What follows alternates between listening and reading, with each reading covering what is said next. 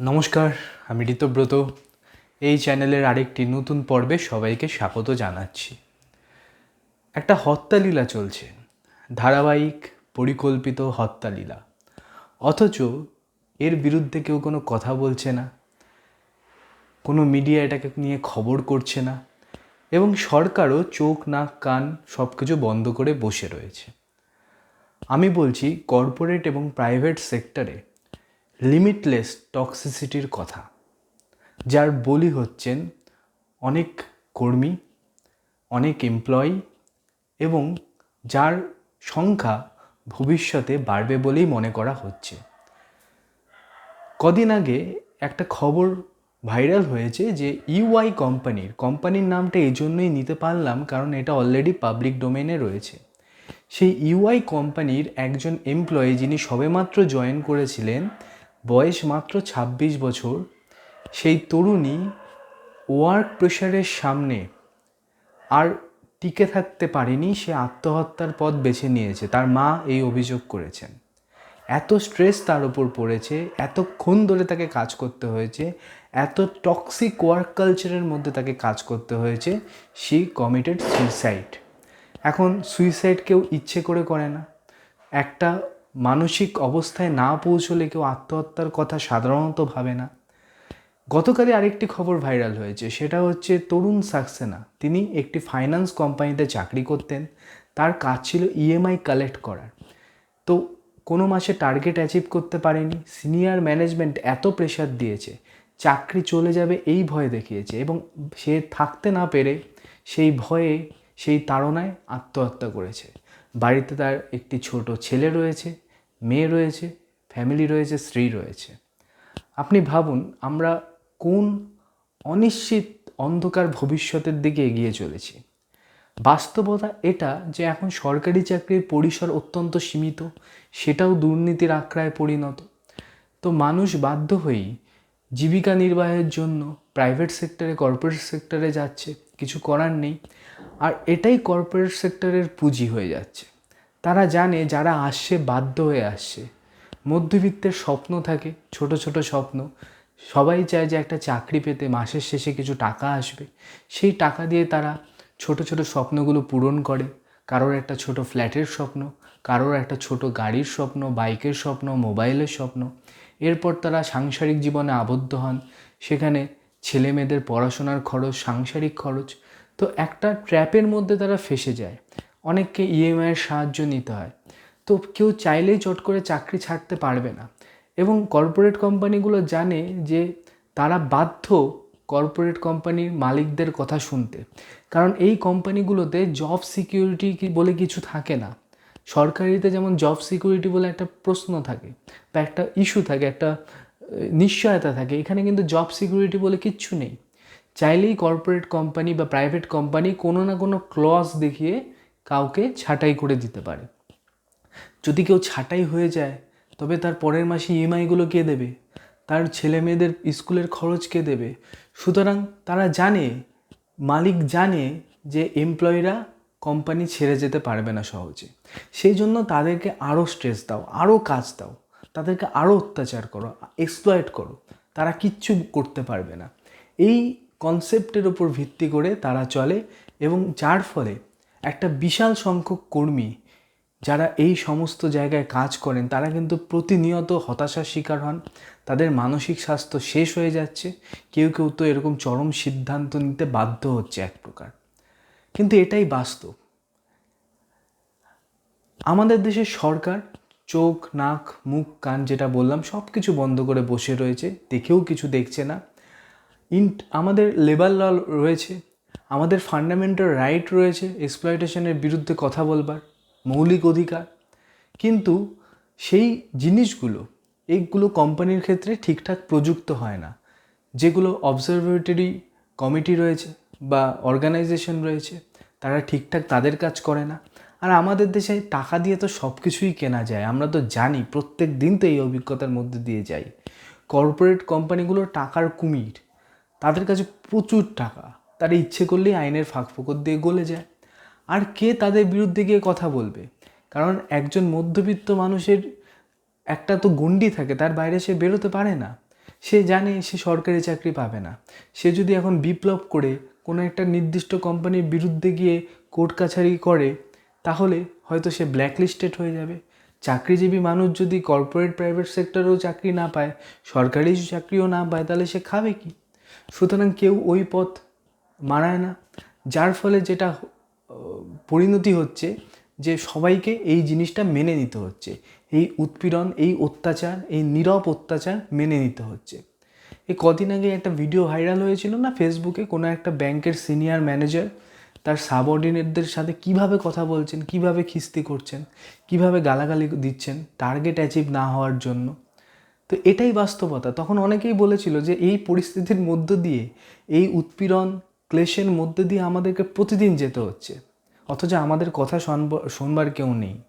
এই যে একটা ব্যাগ নিয়ে সবাই বেরিয়ে পড়ে কাজে, যখন বিকেলে ব্যাগটা নিয়ে ফেরত আসেন, ব্যাগ খুললে দেখবেন তার মধ্যে জমা হয়ে রয়েছে একরাশ হতাশা, ফ্রাস্ট্রেশন, ডিপ্রেশন, চিন্তা, টেনশন, সব কিছু।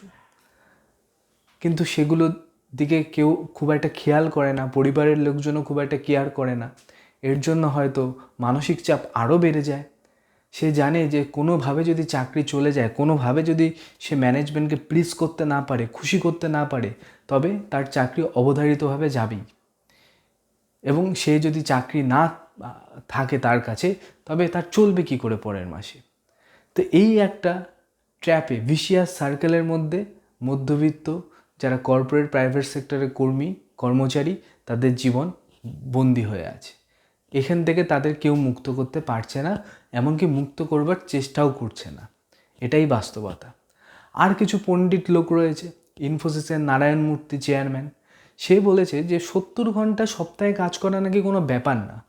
সপ্তাহে 70 ঘন্টা মানে যদি শনি রবি ছুটি থাকে, তাহলে প্রত্যেক দিন 14 ঘন্টা করে কাজ করতে হবে তার মত অনুযায়ী।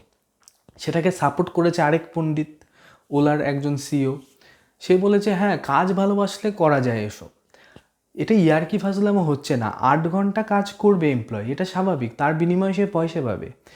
কোনো সময়ে যদি কাজ বেশি থাকে, আন্ডার সার্টেন সার্কামস্ট্যান্সেস সে ওভারটাইম করতে পারে, কিন্তু তার জন্য তাকে আইন মেনে অতিরিক্ত টাকা দিতে হবে, কিন্তু তার বেশি কিছু নয়। এই যে 8 ঘন্টার বাইরে যে বাকি সময়টা আছে, সেটা আমার নিজস্ব টাইম। সেটা আমি ফ্যামিলিতে দেবো না আমি এন্টারটেইন করবো নিজেকে, সেটা আমার ব্যাপার।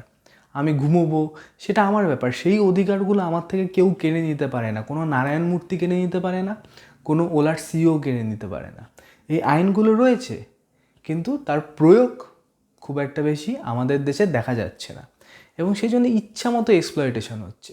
এই যে বিভিন্ন প্রাইভেট সেক্টরগুলো গজিয়ে উঠেছে, সেখানে কোনো এমপ্লয়ির যদি আপনি সার্ভে করেন, তার মানসিক স্বাস্থ্যের অবস্থা দেখবেন তো, তার ফ্রাস্ট্রেশনের পরিমাণ দেখবেন তো সে মানসিকভাবে সম্পূর্ণ সুস্থ আছে কি না, দেখবেন নেই।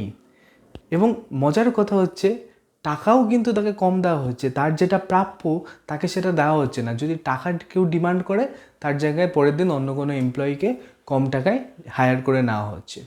এই একটা অদ্ভুত গেম খেলছে তারা। আমরা ইতিহাসে পড়েছি নীল চাষিদের কথা, যারা নিজেদের প্রফিটের জন্য চাষিদের গায়ে চাবুক মারত। এখন তার চাবুক মারা যায় না, হিউম্যান এক্সপ্লয়টেশনের কেস হয়ে যাবে। কিন্তু এখন এক্সপ্লয়টেশন অন্যভাবে করা হচ্ছে, কিন্তু বিষয়টা সেই একই রয়েছে। সেটা হচ্ছে মালিক কর্তৃক কর্মচারীদের ওপর অত্যাচার।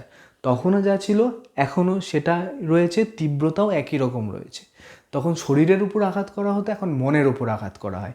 এটুকুই শুধু পার্থক্য হয়েছে, বাকি বিষয়টা একই রকম আছে। এটাই বাস্তবতা। একটা অদ্ভুত তত্ত্ব আনা হয় যে যে যত বেশি ঘন্টা কাজ করবে তার প্রোডাক্টিভিটি নাকি তত বেশি হবে। অর্থাৎ ওয়ার্কিং আওয়ার আর প্রোডাক্টিভিটি নাকি সমানুপাতিক সম্পর্কে রয়েছে। একটা মজার উদাহরণ দিই।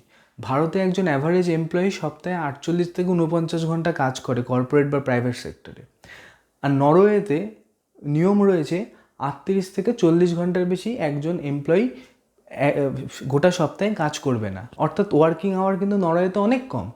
তাহলে এই তত্ত্ব অনুযায়ী ভারতে তার প্রোডাক্টিভিটি বেশি হওয়া উচিত ছিল এমপ্লয়ির নরওয়ের থেকে। নরওয়ে তো কম কাজ করে, কম ঘন্টা কাজ করে একজন এমপ্লয়ি। কিন্তু দেখা যাচ্ছে নরওয়ে কিন্তু প্রোডাক্টিভিটির দিক থেকে বিশ্বে 3 নম্বর, ভারত সেখানে অনেক পিছিয়ে আছে। সুতরাং এই তত্ত্বটা খাটে না।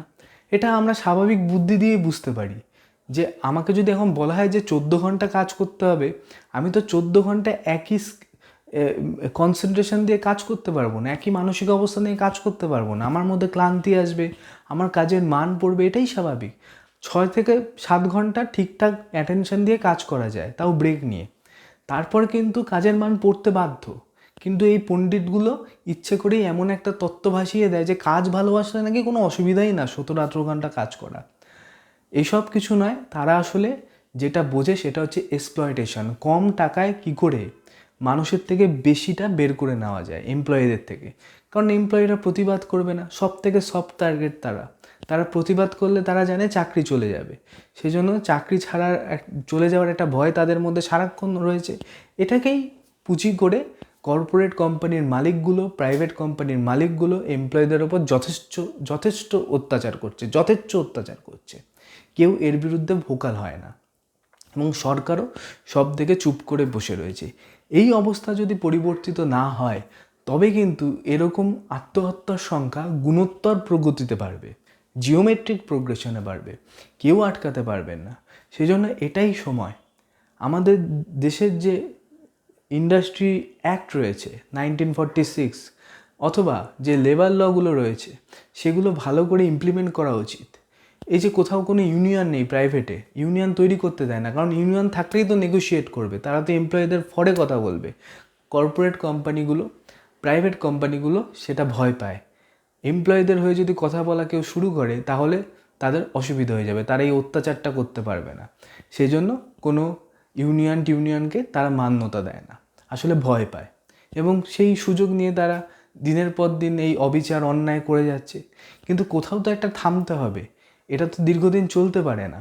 কারণ একটা কোম্পানির কিন্তু দেখতে হয় যাতে এমপ্লয়ীদের ওয়ার্ক লাইফ ব্যালেন্স ঠিকঠাক থাকে। একটা কোম্পানির এটা দায়িত্ব যে এমপ্লয়ীদের মেন্টাল হেলথ যেন ভালো থাকে। একটা কোম্পানির এটা দায়িত্ব যে এমপ্যাথি দিয়ে এমপ্লয়ীদের বর্তমান অবস্থাকে বিচার করা। সেটা না করে সারাক্ষণ ধরে সিনিয়র ম্যানেজমেন্ট, জুনিয়র ম্যানেজমেন্ট তাদের ওপর চাপ দিচ্ছে, জুনিয়র ম্যানেজমেন্ট আবার তার ইমিডিয়েট সাবঅর্ডিনেটের ওপর চাপ দিচ্ছে, একটা চাপের হায়ারার্কি চলছে। একে চাপ দিচ্ছে, একে চাপ দিচ্ছে, সবার উপরে বসে আছে সেই মালিক বা সেই ওনার, যে ইচ্ছে করে এই চাপের একটা হায়ারার্কি তৈরি করেছে এবং সে গোটা সিস্টেমটাকে এতটা ভিশিয়াস করে রেখেছে যে কেউ এই সার্কেল থেকে বেরোতে পারছে না এবং তার পুরো ফায়দা সে তুলছে আর কর্মীদের হাতে জুটছে নামমাত্র। এটাই বর্তমান অবস্থা। তো এই পরিস্থিতি নিয়ে আমার মনে হয় আরও আলোচনা দরকার। আপনাদের কি মত অবশ্যই লিখে জানাবেন। এবং আমরা বুঝে গেছি আমাদের দেশে আওয়াজ না তুললে কিছু হয় না, কারণ আমাদের দেশে মানে হয় না গয়ঙ্গচ্ছ মনোভাব সবার, আওয়াজ না তুললে কিছু হয় না, এরকম আত্মহত্যা ঘটতে থাকবে, দেখবেন কেউ কোনো ব্যবস্থাই নিচ্ছে না। যেদিন সেটা নিজের ঘরে ঘটবে তখন হয়তো আমরা এর তীব্রতা বুঝতে পারবো, কিন্তু অলরেডি কিন্তু অনেক দেরি হয়ে গেছে। আমার মনে হয় কর্পোরেট সেক্টরগুলো এবং প্রাইভেট সেক্টরগুলো অনেক বেশি এমপ্যাথি নিয়ে কোম্পানি চালানো উচিত। আদারওয়াইজ এক না একদিন কিন্তু তাদেরকেও বিদ্রোহের মুখে পড়তে হবে। নীল বিদ্রোহ কিন্তু হয়েছিল আমাদেরই দেশে, আমাদেরই মাটিতে। ধন্যবাদ, ভালো থাকবেন, শুভ মহালয়।